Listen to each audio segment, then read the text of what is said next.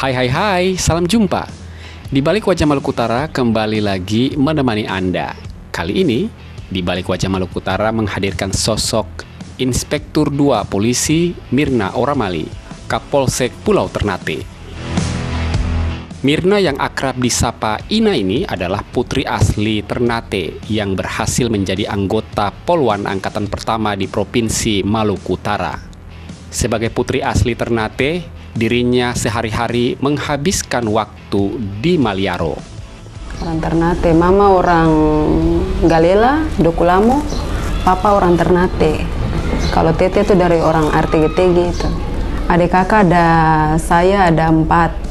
Satu meninggal, 4, 1 meninggal, tinggal 3. Saya anak kedua. Jadi sekarang kan tinggal 3 orang. Ya, anak kedua dari 3 orang, 3 bersaudara. Semua jenjang pendidikan Ibda Mirna Oramali dihabiskan di Ternate, mulai dari SD, SMP, hingga lanjutan atas.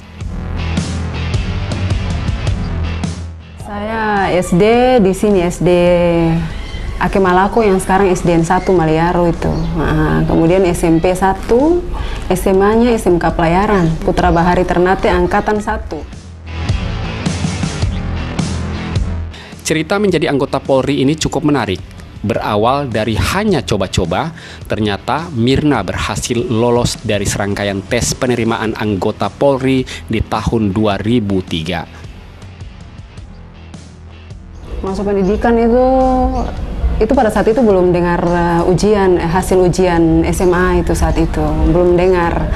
Tapi karena sudah bisa daftar. Awalnya cuma ikut-ikutan, saya orang bilang, cuma ikut-ikut rame begitu. Itu di 2003 tes Bintara. Jadi ikut dia perangkaian tes itu, awalnya pun orang tua tertahu. Jadi begitu sampai masuk di psiko baru kasih tahu bahwa ada ikut tes. Nah, akhirnya orang tua bilang ya sudah, kalau memang niatnya ke situ ikut sudah. Papa kan saat itu PDAM kebetulan, beliau kan di PDAM, kemudian sering keluar karena banyak proyek-proyek air minum di Halmahera. Jadi pada saat tes beliau tertahu, cuma mama di rumah.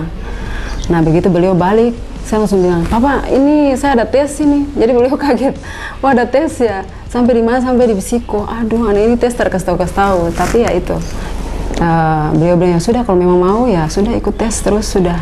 Senang masuk PU sampai dengan terakhir alhamdulillah lolos gitu. Jadi yang awalnya cuma coba-coba ternyata lolos. Orang tuanya tidak ada yang mengetahui hingga Mirna lolos sebagai calon polwan. Mendapati anaknya berhasil, orang tua pun lantas senang karena anaknya lolos murni tanpa campur tangan siapapun termasuk orang tua. Jika jalannya sudah mau jadi polisi wanita, jadi mau apa lagi? Orang tua kaget, terus senang tentunya karena awalnya anak ini, kalau kata bahasa papa saya tuh, anak ini tuh terkasih repot begitu, karena dia rezeki mungkin di sini sudah. Jadi saya tes dari awal sampai akhir, saya pe orang tua tuh istilahnya anak ini murni begitu, tes dari awal sampai akhir kayak begitu. Jadi senang, bangga karena saat itu kan Polwan 2004 kan bisa hitungan jari lah, baru 1-2 orang untuk Maluku Utara. Kebanyakan pun yang dapat pun ikut tesnya di luar. Begitu. Karena saya angkatan Polda Maluku Utara angkatan pertama, angkatan 1. Itu polwannya 8 orang. Polkinya 200 sekian, polwannya 8. 8 tidak semua di sini, ada yang Ambon sekitar 2 orang, kemudian ada yang orang Sanana, ada bervariasi, ada orang Ternate. Setelah lolos tes penerimaan Polwan, Mirna kemudian mulai mengikuti pendidikan pada tahun 2004. Pendidikan diikuti selama 6 bulan yang kemudian selesai dan lanjut dengan magang selama 5 bulan di Tidore. Saat itu, Polres masih berstatus Polres Halmahera Tengah. Pendidikan di Sepolwan, 2004 berangkat di Sepolwan, pendidikannya 6 bulan. 6 bulan di sana, kemudian kembali lagi ke sini magang. Magangnya 5 bulan di Tidore, saya penempatan Tidore saat itu. untuk magang. Magangnya 5 bulan, pembulatan 1 bulan. Jadi genapnya 1 tahun dari pendidikan sampai selesai. 1 tahun, kemudian penarikan ke Polda, kemudian penempatan. Penempatan saya balik lagi ke Tidore. Jadi magang Tidore, balik lagi Tidore. Bintara Remaja Tidore, masih Bintara penempatan Polres Halmahera Tengah saat itu. Nah, bukan Polres Tidore, masih Halteng. Jadi kan Halteng wilayah tugasnya cukup luas tuh saat itu. Polres Halteng sampai ke Weda sekarang, Buli. Nah itu masih masuk semuanya di Tidore. Penempatan selama 5 tahun di Tidore, Mirna dipercayakan sebagai sekretaris pribadi pimpinan Polres, kemudian beralih ke reserse. Saya di Tidore tugas dulu di situ, karena penempatan di situ, tugas di Halteng itu yang sekarang Polres Tidore selama 5 tahun sampai 2009 akhir. 5 tahun di sana, saya sempat di sekretaris pribadinya Kapolres, Spri Kapolres, kemudian dipercayakan ke reserse. Saya di Spri hanya sebentar saja, kemudian reserse. Tapi karena keterbatasan Polwan saat itu, walaupun saya di reserse, saya masih harus handle juga untuk urusan pimpinan, kebutuhan pimpinan contohnya, untuk kesatuan. Ibda Mirna Oramali dikenal sangat mengerti urusan khusus perempuan dan anak, karena memang dari awal di reserse, dirinya ditugaskan menangani berbagai persoalan perempuan dan anak.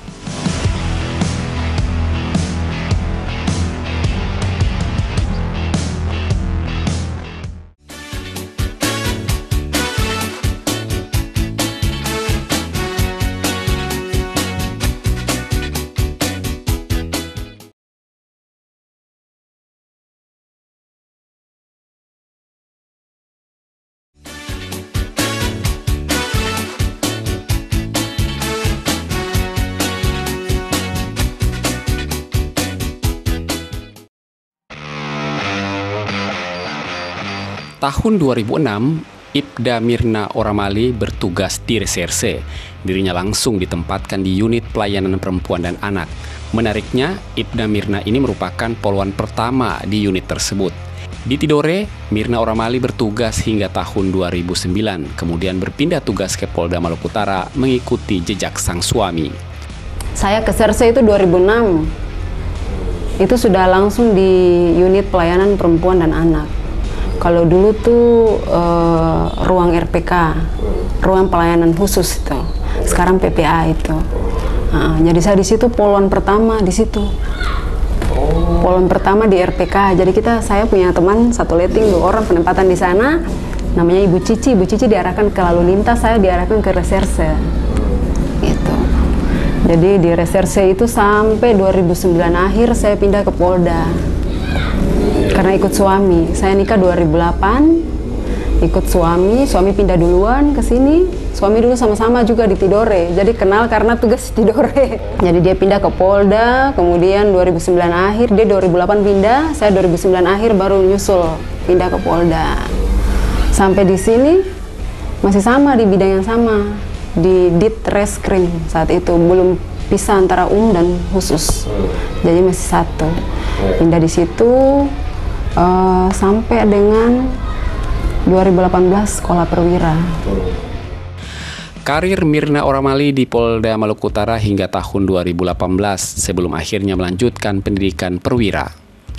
Selepas pendidikan perwira, Mirna pun kembali dan bertugas di Direskrimum. Kembali penempatan lagi ke Ditreskrimum. Jadi waktu saya di Tidore masuk ke Polda itu kan masih satu di Treskrim, tapi unitnya PPA tetap. Kemudian 2011 kalau tidak salah itu antara sama sus pisah. Umum khusus saya tetap ke umum karena unit pelayanan perempuan dan anak. Jadi di bawah di Treskrim 2018 sekolah, kemudian selesai sekolah balik lagi ke Krim balik lagi ke unit PPA juga. Tapi saya sempat 1 tahun di Harda Bangta, Harta Benda Bangunan Tanah.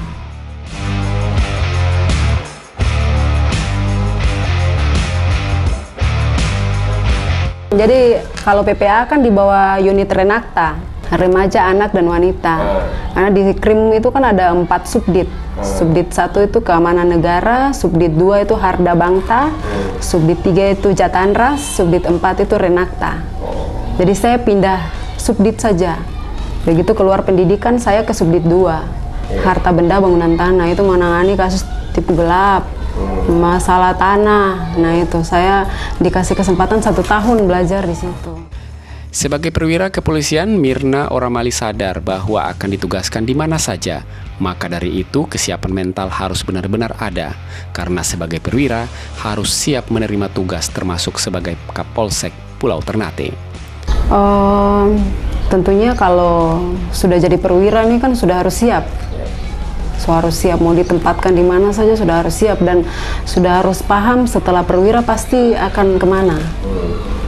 Kalau dikasih tanggung jawab kemana-mana, yang jelas sudah siap untuk jadi pimpinan, walaupun pimpinan kecil di tingkat polsek. Jadi ketika TR turun tanggal 28 Mei 2021, nah, diamanahkan jadi Kapolsek Pulau.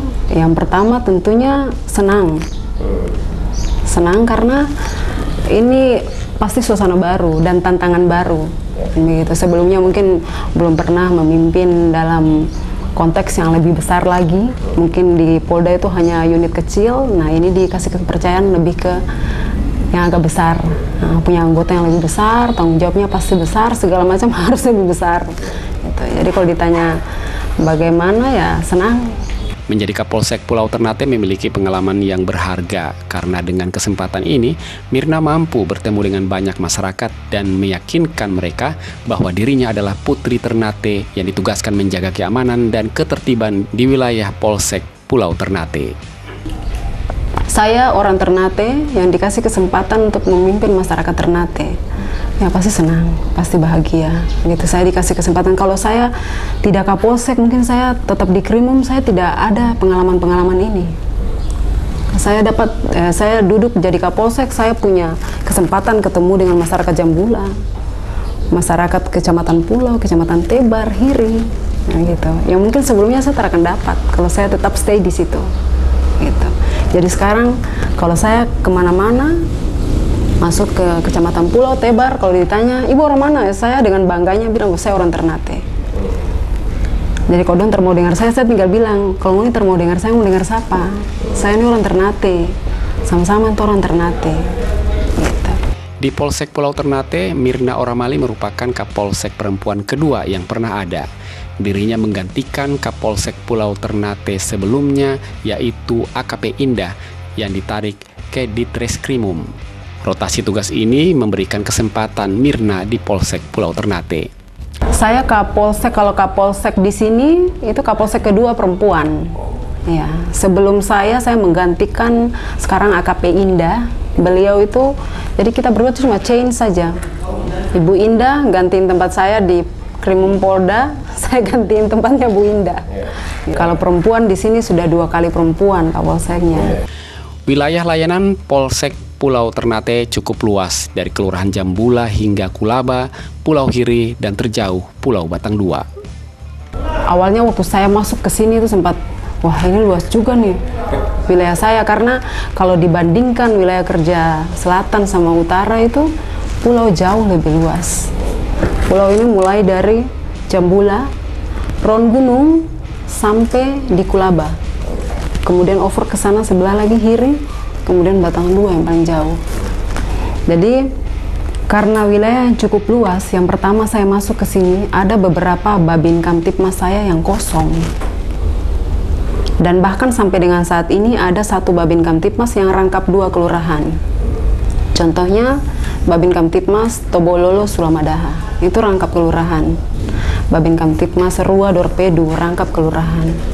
Jambula Fora, rangkap kelurahan. Jadi waktu saya masuk itu ada babin yang kosong, ada Babin Kamtipmas yang ada tapi tidak aktif di kelurahan. Nah, saya coba pelan-pelan yang kosong itu bagaimana supaya terisi.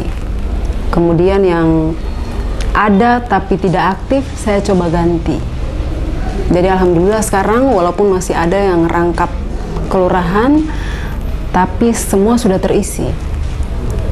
keluhan-keluhan masyarakat. Contohnya waktu saya masuk di sini Aveta Duma itu kosong, ada babinnya, tapi karena babin Kamtipmasnya itu rangkap tugas, dia tidak efektif di kelurahan. Jadi masyarakat begitu kasih masukan, saya juga secara berjenjang menyampaikan ke pimpinan. Jadi akhirnya dikasih, saya ada yang ganti di situ, alhamdulillah sekarang sudah berjalan. Itu salah satu contoh. Karena wilayah yang cukup luas ini, saya berpikir babin Kamtipmas saya harus kuat. Kalau babin Kamtipmas saya kuat, berarti masalah-masalah yang ada di kelurahan tuh minimal tertangani. Kalaupun memang tidak ada solusi di tingkat kelurahan, baru bisa digeser ke polsek. Itu yang saya lihat, itu yang pertama. Kemudian yang kedua, saya berdayakan koordinasi. Koordinasi dengan camat ke bawah. Jadi camat punya lurah-lurah di setiap kelurahan, nah itu saya sering sambangi. Pas jalan ron begitu, saya walaupun sekedar mampir, saya stop, tanya kabar, tanya keadaan, kondisi segala macam, aman ibu, saya pindah lagi gitu, walaupun sekedar begitu. Tapi setiap kegiatan lintas sektor berapa kali pun saya sampaikan ke camat, lurah-lurah, kalau memang ada kejadian di kelurahan tolong saya diinformasikan, karena wilayah yang cukup luas, jangan sampai kesannya nanti setelah kejadian baru polisi datang. Nah itu.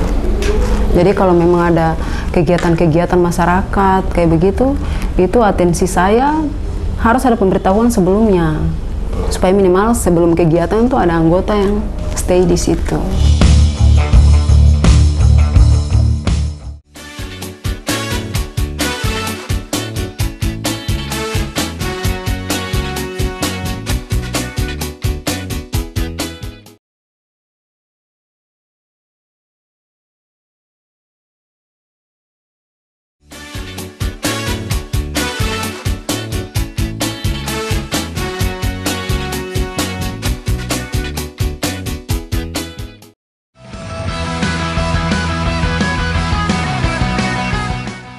Luasnya wilayah layanan tentulah memiliki banyak persoalan, mulai dari kualitas personil dan jumlah. Ada personil Babin Kamtipmas yang harus melayani 2 kelurahan. Mirna Oramali mencoba menyelesaikan masalah tersebut secara perlahan. Iya, saya kalau dengan camatnya saya paling koordinasi via telepon. Di sana juga kadang jaringan masalah. Nah ini jadi masalah juga. Saya kadang dengan dan pos saya di sana cukup aktif, dan pos Batang 2 dia punya banyak kreativitas dan bertugas. Dan pos saya di sana dia bikin taman baca. Nah, kemudian dia banyak bikin kegiatan-kegiatan positif di sana. Jadi masyarakat Batang 2 itu kenal dia, tahu dia. Jadi masalah sekecil apapun di sana masih bisa tercover sama dia. Kalau ada tapi tidak begitu sama dengan di sini. Makanya masih bisa di-handle sama 3 anggota di sana.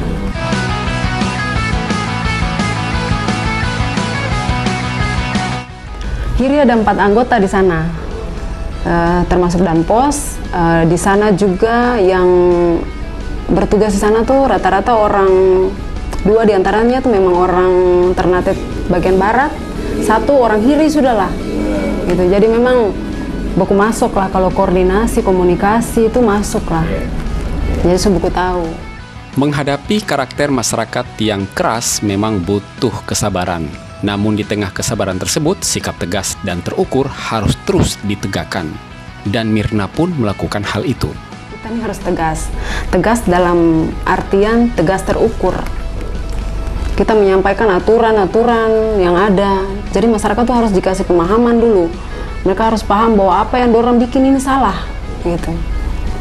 Kalau dorang masih ngotot lagi bahwa ini salah, proses penegakan hukum, gitu. Kalau ada pidananya, proses penegakan hukum dulu, buktikan perbuatannya dulu, baru nanti. Kalau memang dari dorang sepaham, dorang perbuatannya, oh ya itu salah, ini perbuatan melanggar hukum, baru pasti akan ada jalan dari dorang ke dorang. Contohnya kayak masalah perkelahian antar kampung. Nah ini harus diantisipasi. Di sini paling sering sekali itu masalah itu, perkelahian antar kampung. Jadi kalau sebegitu, tong sekumpul kamari terbisa terhadap solusi, proses penegakan hukum dulu. Nah, penegakan hukum dong tahu mana pihak yang salah dulu, baru pasti akan ada penyelesaian di antara dorang dan dorang. Tapi minimal edukasi tong kasih pada dorang. Ketegasan juga tong kasih ke dorang. saya sampaikan itu. Saya tidak tolerir kalau masalah-masalah yang berkaitan dengan pidana gitu. Tapi di sisi lain juga orang melihat juga masalah-masalah yang seperti yang tadi saya mungkin sebelumnya saya sampaikan, kalau memang ada anak di bawah umur, kemudian ada perempuannya, itu mungkin ada pertimbangan tertentu, atau mungkin si pelakunya ini mungkin dalam masih sekolah kayak gitu. Seandainya proses penegakan hukum ini saya tegakkan, bagaimana nih anak ini ke masa depan, kira-kira begitu. Mengambil keputusan dalam penyelesaian konflik, Ibda Mirna Oramali selalu melibatkan unsur terkait, termasuk kelurahan. Yang jelas setiap masalah yang saya tangani di sini, kalau potensinya ini saya undang lurah. Kalau penyelesaian di sini saya undang lurahnya. Lurah harus hadir. Kalau dia antara Kastela contohnya dengan Rua, itu lurah dua-duanya harus hadir. Kalau tidak hadir saya tidak mau selesaikan. Kalau cuma kedua belah pihak, harus lurah juga supaya pihak-pihak ini juga ikut bertanggung jawab gitu, ikut mengawasi gitu. Jadi kalau memang ada masalah lagi kan orang tahu, oh ini pernah masalah sebelumnya, ini sudah janji di kepolisian, ada pernyataan kesepakatan bersama bahwa ini tidak akan diulangi lagi, semacam itu.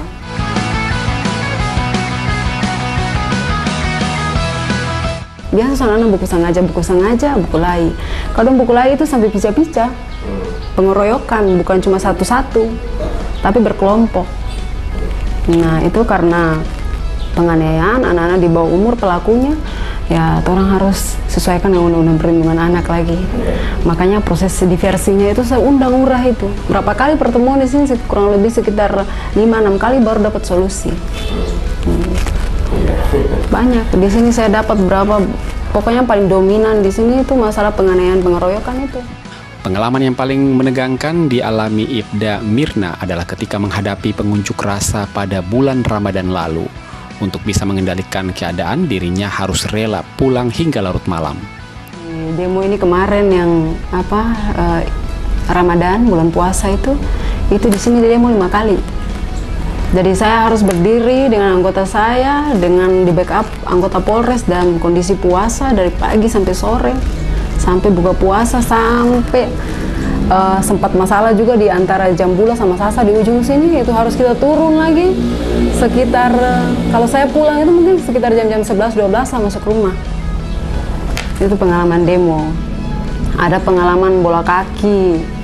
Nah, bola kaki ini kalau di sini tuh paling masalah sudah rawan. Kalau dia sudah di 16 besar ke atas, nah mulai eskalasinya mulai meningkat. Padatnya kegiatan dan tanggung jawab yang besar menjadikan Ibda Mirna Oramali harus mengorbankan banyak waktu bersama keluarga, terutama terhadap sang anak. Kalau sebelumnya saya di Krimum itu kan mungkin masih punya waktu lah sama keluarga, banyak lah ada waktu keluarga. Tapi kalau sudah masuk di Polsek ini bisa dibilang tersita semua waktu untuk tugas gitu. Tapi konsekuensinya masuk ke menjadi Kapolsek di Kota Ternate itu adalah itu, gitu. Jadi memang saya sudah siap sebelum saya masuk ke sini, gitu. Artinya bahwa ketika TR saya kalaupun turun dipercayakan jadi Kapolsek berarti saya harus siap. Utamanya Kapolsek di dalam kota Ternate, gitu. Karena tensinya beda, Ternate dengan Tidore beda, Ternate dengan Halbar beda.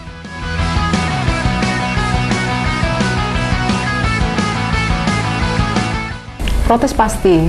Jadi kalau kata anak saya itu kalau dia mau jalan-jalan dia bilang tunggu mama Sutara Kapolsek dulu, gitu. Karena kalau sekarang nih dia lihat tensinya juga dia bilang aduh ini mama nih pulang malam, pulang sore, gitu. Saya bilang ke dia, saya jelaskan ya memang begitu sudah, mama tugasnya begitu, tanggung jawabnya lebih besar. Karena mama di sana tuh kan harus lihat anggota tuh laki-laki semua, perempuan cuman 2 orang. Jadi mama harus di bawah, harus lihat kalau mama terjadi contoh di bawah, kayak apel pagi saya kasih contoh dia, apel pagi kalau mama terapel tuh anggota terapel lagi, gitu. Hal-hal kecil begitu, makanya dia paham. Kalau protes, dia protes sudah. Jadi dia bilang ini kan rencana dia mau jalan-jalan ikut ke DP Papa ke kampung di sana di Dova, DPTT pe kampung, karena Doso mulai cerita di sana tuh enak begini. Akhirnya dia mau lah jalan-jalan ke sana. Tapi karena dia tahu situasi mamanya begini, dia bilang ke dorang, saya nanti jalan-jalan kalau mama Sutara Kapolsek. gitu. Jadi dia sepaham. Kalau suami alhamdulillah mendukung karena anggota juga, jadi dia tahu lah, dia mengerti, dia paham, dan bahkan juga dia kadang bantu saya. Kadang kalau saya harus bawa oto ron gunung 1 hari bisa 2 kali itu, kalau pas dia ada waktu senggang dia bisa bantu saya. Kalau mau tunggu-tunggu lagi kadang beliau kan lama, sementara masyarakat tunggu kehadirannya orang polisi. Sebagai seorang perempuan, Ibda Mirna mengaku sangat lelah. Di tengah kelelahan tersebut, dirinya berusaha menikmati. Karena berjumpa dengan masyarakat sudah menjadi obat penghilang rasa lelah yang dialaminya. Kalau capek, kalau dibilang fisik capek, capek. Manusia biasa ya, kalau fisik capek gitu. Tapi di lain sisi saya berusaha menikmati. Jadi saya anggap tugas ini adalah refreshing begitu bagi saya. Gitu. Ketika saya ketemu dengan orang saya sudah bahagia, sudah senang. Kemudian kadang juga saya ke Ternate Barat, di sana banyak tempat wisata, di situ juga banyak orang yang jualan-jualan. Saya duduk dengan orang, saya anggap bahwa ini refreshing, tugas sekaligus refreshing supaya tidak terbebani. Jadi berusaha memotivasi diri, karena kalau dibawa serius sekali itu pasti kena di fisiknya, pasti sakit gitu. Karena saya 1 hari itu bisa ron gunung bisa 2 kali bisa, karena kalau tiba-tiba ada kejadian Sulamadaha yang memang harus butuh ini, kita harus lewat belakang sampai Sulamadaha. Tapi minimal babin-babin saya sudah melekat duluan kayak begitu, karena saya bukan tipe yang hanya memerintah. Saya harus turun, harus sama-sama. Nah, setiap kegiatan anggota saya selalu ada.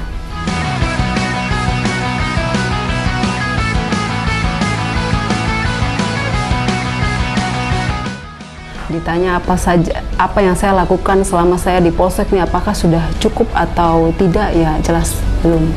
Masih jauh dari harapan saya. Dan saya yakin pun masyarakat luas ini yang di bawah wilayah kerja saya pun masih belum merasakan itu. Apa sih kinerja Polsek seutuhnya gitu.